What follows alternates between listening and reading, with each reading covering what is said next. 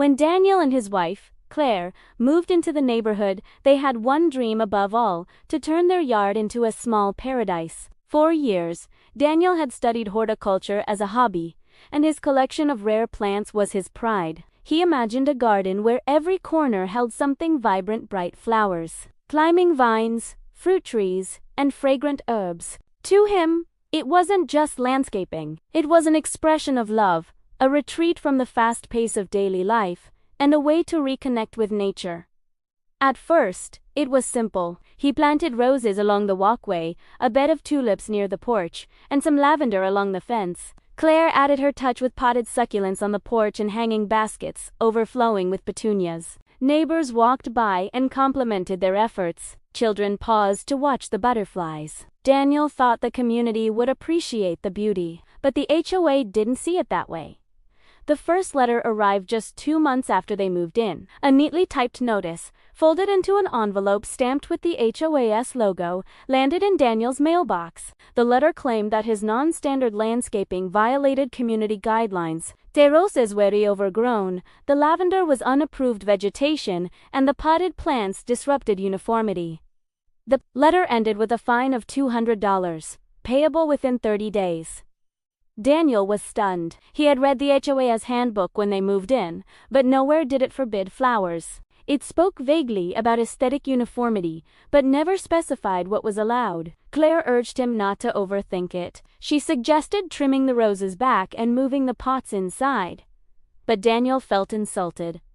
His plants weren't weeds. They were intentional, cared for, and beautiful. The following week, he complied reluctantly, trimming some flowers and rearranging pots. But within days, another letter appeared. This one fined him for the tulips, which the HOA now described as unauthorized seasonal growth. The fine was doubled, and the tone of the letter was sharper, almost threatening. It didn't stop there. Every week, a new fine arrived. The lavender was too tall. The petunias were too bright. Even the mulch he used around his trees was deemed non-conforming. Each letter added to the total until Daniel owed nearly $1,000 in supposed violations. The breaking point came when he attended an HOA meeting to defend himself. He sat in a small room with the board, facing a table of stern faces. At the center sat the president, a woman named Linda, who carried herself like a queen, addressing her subjects. She read out his list of fines, as though they were criminal charges. When Daniel argued that the rules were vague, Linda shut him down with a cold reminder. Uniformity is the rule, and your garden is a disruption. On his way home, Daniel felt a fire kindling in his chest. He had tried to comply. He had tried to reason. But every effort was met with pettiness, every compromise with another fine. It wasn't about rules, it was about control. Linda and her board wanted a neighborhood where every house looked the same, where individuality was punished, and where beauty was measured in beige grass and manicured shrubs. That night, Daniel sat in the backyard, staring at the plants he had nurtured. He remembered the joy of watching them bloom, the calm they brought him after long workdays, the excitement of seeing bees and butterflies return. And he thought about how easily the HOA wanted to strip that joy away. If they wanted to fight him over a garden, he would give them a reason to fight. He wouldn't tear his plants out. He wouldn't bow to their threats. Instead, he would go bigger. Much bigger. He imagined not just a garden, but a jungle, a sprawling, lush, untamed paradise that would stand as a monument to individuality. He would plant towering ferns, thick vines, fruit-bearing trees, exotic flowers, and anything else he could find. If the HOA thought his roses were a problem, they hadn't seen anything yet. The fines no longer mattered. The threats no longer scared him. They had picked this fight, and now he would finish it on his terms. The war between Daniel and the HOA had begun. The morning after his decision, Daniel woke with a strange sense of excitement. The fines, the threats, the cold faces at the HOA meeting, they had all fueled a determination he had not felt in years. Instead of retreating, he would transform his yard into something the neighborhood had never seen before. If the HOA wanted to fine him for flowers, then he would show them what true nonconformity looked like. His first step was research. Daniel spent hours online, ordering seeds, saplings, and exotic plants from specialty nurseries across the country. He looked for species that were vibrant, unusual, and, most importantly, resilient. Palms that could thrive in cooler climates, vines that grew aggressively, shrubs that burst into wild color. He didn't care if they matched. In fact, the more variety, the better. When the deliveries started arriving, the neighbors watched curiously as boxers piled up at his front porch. Bags of soil, fertilizer, trellises, and tools followed. Claire worried that the HOA would escalate quickly, but Daniel reassured her. This wasn't just about plants anymore, it was about principle. If they wanted to control his yard, they would have to work much harder to stop him. Daniel started small but deliberate. He dug deep holes along the fence line and planted fast-growing bamboo, knowing it would create a towering green wall within weeks. Next came the fruit trees, lemon, apple, and cherry. In the front yard, he carved out winding flower beds and filled them with everything from marigolds to sunflowers to exotic orchids. The lawn, once a simple patch of grass, became a canvas of wild colors and shapes. Neighbors passing by slowed down to stare. Some were impressed, whispering to each other about how beautiful the yard looked. Others, loyal to the HOA, frowned disapprovingly. But no one could deny the transformation. What had once been a modest suburban yard was quickly becoming something extraordinary. It didn't take long for the HOA to respond. Just 2 weeks after Daniel began his project, another letter arrived. This one was harsher than ever, accusing him of gross negligence of property standards and willful violation of community guidelines. The fine was astronomical $500. At the bottom of the letter, Linda had signed her name in bold ink, almost as if daring him to fight back. But Daniel didn't flinch. He crumpled the letter, tossed it in the trash, and went back outside to water his growing jungle. The fines no longer mattered. His goal wasn't to avoid punishment, it was to prove a point.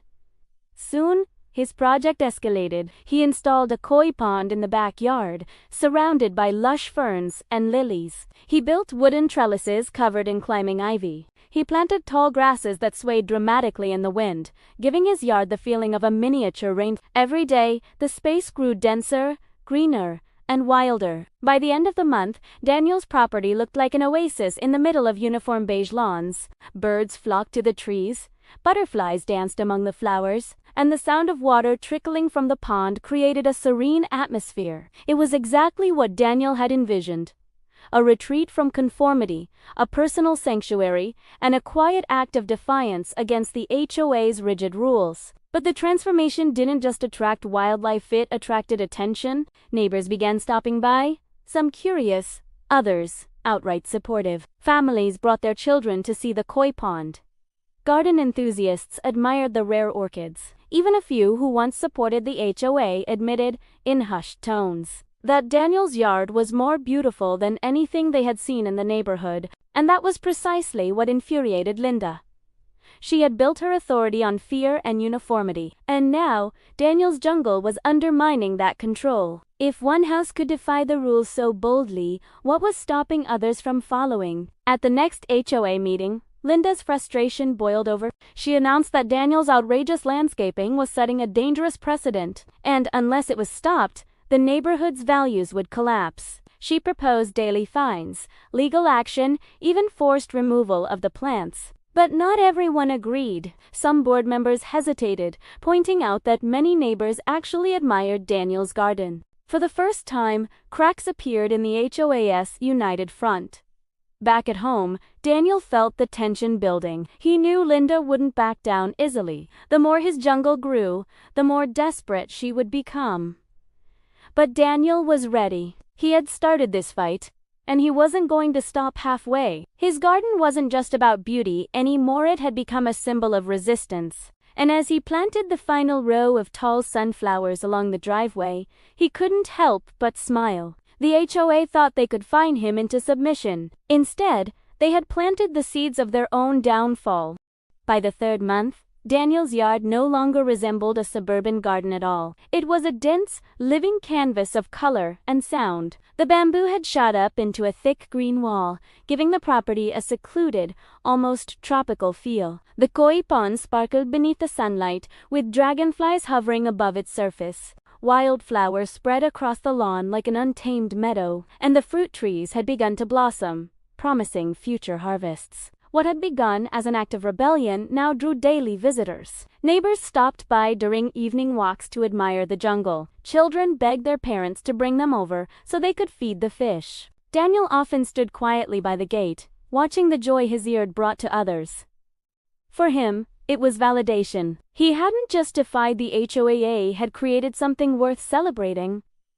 But not everyone saw it that way. At the center of the HOA, Linda grew restless. Her authority had always depended on control, and Daniel's success was eroding it piece by piece. Each compliment his garden received was a challenge to her leadership, a reminder that uniformity was no longer unquestioned. Worse still, she had noticed other residents testing boundaries. One neighbor planted a row of brightly colored azaleas. Another left garden gnomes in their front yard. A third started building a small greenhouse. It was the very nightmare Linda had warned about at the last meeting. Daniel's rebellion was spreading. Determined to crush the movement before it grew, Linda escalated. The HOA began issuing fines not just weekly but daily, each one accompanied by legal threats. Daniel's balance due now soared into the thousands. Notices arrived, stamped with red ink, BOLD letters warning of legal proceedings and property liens. The board even sent an inspector to photograph his yard, compiling evidence for what Linda promised would be an ironclad case. But Daniel remained unshaken. He ignored the letters, tossed the notices into a growing pile, and continued expanding his jungle. He added a small waterfall to the pond, the sound of rushing water carrying through the street. He planted rows of tall, fragrant lilacs along the sidewalk. At night, he strung fairy lights through the trees, transforming the yard into a glowing sanctuary. The more Linda pushed, the more Daniel created. And as tensions rose, the neighborhood divided. Half the residents whispered about Daniel's courage, secretly cheering him on. The other half feared Linda's wrath, muttering that his defiance would bring consequences for everyone. The once peaceful cul-de-sac now buzzed with quiet conflict, neighbors taking sides in a battle that had started with a single fine. It all came to a head at the next HOA meeting. Linda presented her case with photos of Daniel's yard projected on a screen. She called it unsightly, chaotic, and a clear violation of community standards. She insisted the jungle posed hazards: overgrown plants that could harbor pests, water features that attracted mosquitoes, even potential property devaluation. But as she ranted, Daniel sat silently in the back, arms crossed, waiting. When she finished, something unexpected happened. Residents stood up not to support Linda, but to question her. One woman asked why flowers were considered unsightly.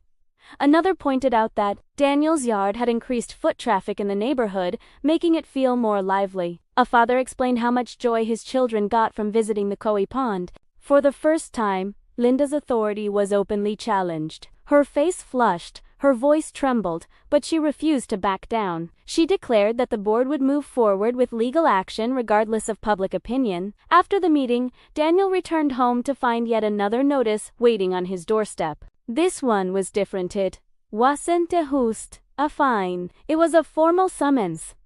The HOA was suing him. Claire was shaken when she read it, but Daniel only grew more resolute. If Linda wanted to take this fight to court, so be it. He had evidence, photos, and dozens of supportive neighbors who admired his work. The jungle wasn't just a garden anymore, it was a movement. And Linda's lawsuit was about to shine a spotlight on the very thing she wanted to destroy. As Daniel stood on his porch that night, gazing at the glowing fairy lights woven through the trees, he felt no fear. The HOA had declared war, but they had underestimated his resolve. The battle that began with a single fine was about to play out on a much larger stage.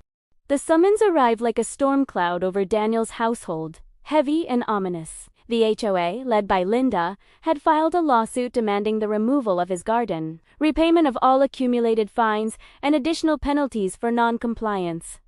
To anyone else, it might have been overwhelming. For Daniel, it was an opportunity. He knew the stakes were high. If the HOA won, not only would his jungle be destroyed, but his family could face crushing financial penalties. Yet, instead of shrinking, Daniel leaned into the fight. He contacted an attorney who specialized in property rights, a sharp-minded man named Carter, who immediately recognized the absurdity of the case. Cotter explained that vague terms like uniformity and unsightly landscaping rarely held up in court. What Daniel had created wasn't a nuisance, it was an asset. The weeks leading up to the trial were filled with preparation. Daniel collected photos of his yard from the moment they moved in, showing its evolution from a simple garden to a thriving paradise. He gathered testimonials from neighbors who admired his work, families who visited the koi pond, and even a local horticulturist who praised the biodiversity Daniel had introduced. The evidence wasn't just in his favor, it was overwhelming. Meanwhile, Linda doubled down. She canvassed the neighborhood,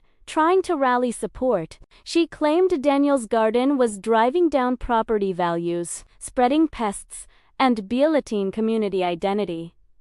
But as she went door to door, she found fewer allies than before. Too many people had enjoyed Daniel's jungle. Too many had found joy in its colors and sounds. Her campaign to demonize him only highlighted her pettiness. When the day of the trial arrived, the courtroom was packed. Residents filled the benches, curious to see the showdown. On one side sat Linda and her board, stiff and on the other, Daniel and Claire. Calm but resolute. Linda presented her case first. She submitted photos of the bamboo wall, the koi pond, the sprawling wildflowers. She painted them as hazards, disruptions, and eyes. Her attorney argued that the HOA's rules allowed them broad discretion to enforce uniformity. But as she spoke, the photos betrayed her. To the judge, the hazards looked more like a beautifully maintained sanctuary than a problem. Then, it was Daniel's turn. Cotter methodically dismantled the HOA's arguments. He pointed out the vagueness of the rules, the selective enforcement, and the fact that many of Linda's claims were based on personal opinion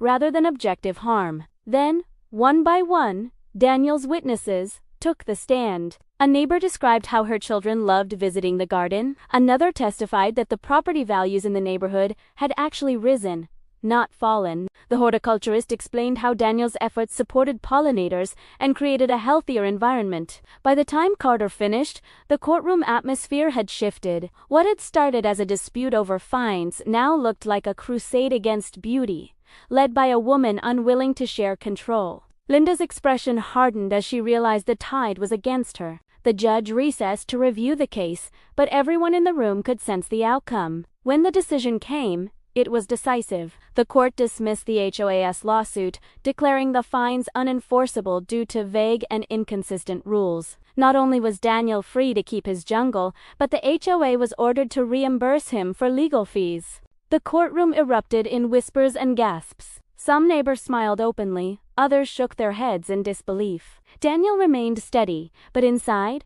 he felt a wave of relief wash over him. He had not only defended his garden, he had defeated the HOA on their own battlefield. As Linda stormed out of the courtroom, her composure finally cracking, Daniel stayed behind to shake hands with neighbors who offered congratulations. For many, his victory wasn't just personal. It was symbolic. He had proven that the HOA was untouchable, that their power had limits, and that individuality could stand against conformity. Back home, the jungle greeted him like an old friend. The bamboo rustled in the wind, the koi darted through the pond, and the flowers bloomed brighter than ever. Claire wrapped her arms around him, whispering that the worst was finally over. But Daniel knew better. Linda wouldn't give up so easily. The courtroom battle was a defeat. But she was too proud, too controlling, to let it end there. He could already imagine her plotting behind closed doors, searching for another way to bring him down. The war wasn't over. It was only changing shape. The courtroom defeats should have been the end. To most people, it would have been a clear signal to let the matter rest, to accept that the fight was over. But Linda was not most people. The humiliation she suffered in front of her neighbors had carved deep into her pride. Her authority, once unquestioned, now wavered. Every time she walked down the street, she felt the weight of their stares, some mocking, others pitying. For someone who thrived on control, it was unbearable. So Linda did what she had always done best. She retaliated. The first sign came quietly. One morning, Daniel woke to find a bag of trash dumped across his driveway. At first, he thought it was random vandalism, but then it happened again the next day, this time with food scraps scattered across his yard. Soon after, someone left an anonymous note in his mailbox that read, "You don't belong here." Daniel wasn't naive. He knew exactly who was behind it. But the petty harassment quickly escalated. His sprinkler system was tampered with, flooding part of his yard. A neighbor spotted Linda pacing along the sidewalk late at night, muttering as she took photos of his garden with her phone. Then, one evening, Daniel discovered that someone had poured salt along the edge of his flower bed, killing several rows of delicate plants. It was war, but this time, Linda wasn't using official HOA channels. She was waging a campaign of sabotage. Daniel documented everything. He saved the notes, photographed the damage, and checked the footage from his security cameras. The images weren't always clear, but there were enough glimpses of Linda to confirm what he already knew. Claire urged him to take the evidence to the police, but Daniel hesitated. He wanted to be sure, and he wanted Linda to trap herself with her own arrogance. Meanwhile, something unexpected began to happen. Neighbors who had once been silent started to speak up. A couple across the street offered to help replant the flowers that had been destroyed. Another family donated decorative stones for the koi pond. Even people who had been on the fence during the trial now came forward, telling Daniel they admired his resilience. Linda's campaign of fear was back. Instead of isolating Daniel, it was uniting the neighborhood around him. His jungle had become more than a garden. It was now the center of a community effort, a symbol of resistance against a tyrant who had finally lost her grip. But Linda wasn't finished. At the next HOA board meeting, she tried to regain control. She stood before the dwindling members and proposed a radical new set of rules. No gardens beyond grass lawns, no outdoor water features, no decorative lighting, and no plants taller than 3 feet. It was a blatant attempt to target Daniel, though couched in language meant to sound universal. But this time, her power was gone. The board members, tired of her obsession, voted her proposal down. Some even resigned on the spot, unwilling to be part of her vendetta any longer. Linda's face burned with rage as she realized she was losing not just the battle, but her entire empire. That night, she made her boldest move yet. Under the cover of darkness, she crept into Daniel's yard with a pair of garden shears. Security cameras later showed her crouching near the bamboo, cutting stalk after stalk, hacking wildly at the plants she hated so much. She moved on to the sunflowers, slashing them down with quick strokes. By the time she reached the koi pond, she was shaking with fury. But what she didn't know was that Daniel had upgraded his cameras after the last sabotage. This time, the footage captured everything clear. Undeniable evidence of Linda trespassing and destroying property. When Daniel reviewed the video the next morning, he knew the time had come. The harassment, the sabotage, the petty cruelty, it was all there, recorded and undeniable. This wasn't just an HOA feud anymore. It was a crime. And soon, Linda was about to learn the biggest lesson of all. When you push someone too far, the jungle always grows back stronger. The footage was damning. Every detail was captured. Linda creeping across the lawn, her hands shaking as she hacked at the bamboo, her face twisted with frustration as she slashed at the sunflowers, her silhouette glinting in the light of the koi pond. There was no denying it now, no excuse she could make, no loophole she could exploit. Daniel sat with Claire the next morning, watching the recording again in stunned silence. For months, they had endured fines, threats, and sabotage. But now, the scales had tipped. The evidence was in their hands, and Linda had handed it to them herself. Daniel didn't hesitate. He turned the footage over to the police. By afternoon, an officer was knocking on Linda's door. Neighbors gathered quietly on sidewalks, watching as their once powerful HOA president was questioned in her driveway. Her protests growing louder as the officer read her the charges: trespassing, vandalism, and destruction of property. When she tried to argue, the officer calmly pointed out that her actions had been caught on camera. Word spread through the neighborhood like wildfire. The woman who had once terrified everyone with fines and threats was now facing real consequences. The HOA board, embarrassed and fractured, held an emergency meeting. Within hours, Linda was removed from her position as president. Days later, she was officially charged, and the HOA released a statement distancing themselves from her entirely. The neighborhood breathed a collective sigh of relief. For the first time in years, the fear was gone. Daniel's jungle, though damaged by Linda's rampage, quickly became the centerpiece of the community. Neighbors arrived with seedlings, soil, and tools, offering to help restore what had been cut down. Children planted new sunflowers in place of the ones Linda had destroyed. Families sat by the koi pond, watching the fish dart through the water. What had begun as one man's rebellion had blossomed into a shared sanctuary. The transformation was undeniable. The cul-de-sac, once defined by sterile lawns and rigid rules, now pulsed with life. More houses began experimenting with their own toothy small vegetable gardens, colorful flowers, even birds. What Linda had feared most was happening. Individuality was spreading, but instead of destroying the neighborhood, it made it thrive.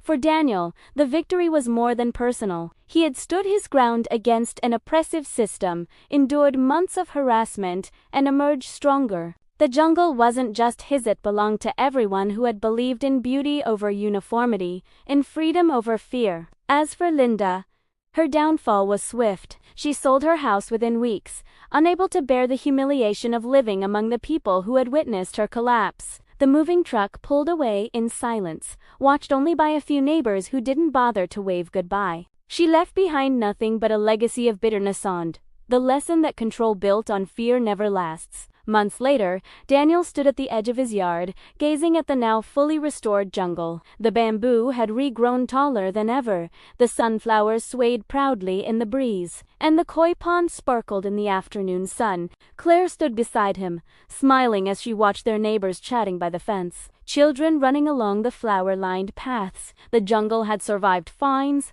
threats, and sabotage. It had endured every attempt to tear it down. And in the end, it had not only survived, it had thrived. Daniel felt a deep sense of peace as he realized the truth. The HOA had tried to fine him into conformity, but instead, they had planted the seeds of rebellion. Those seeds had grown into something untamable, something bigger than any one person's control. The jungle had won, and it would keep growing, no matter what.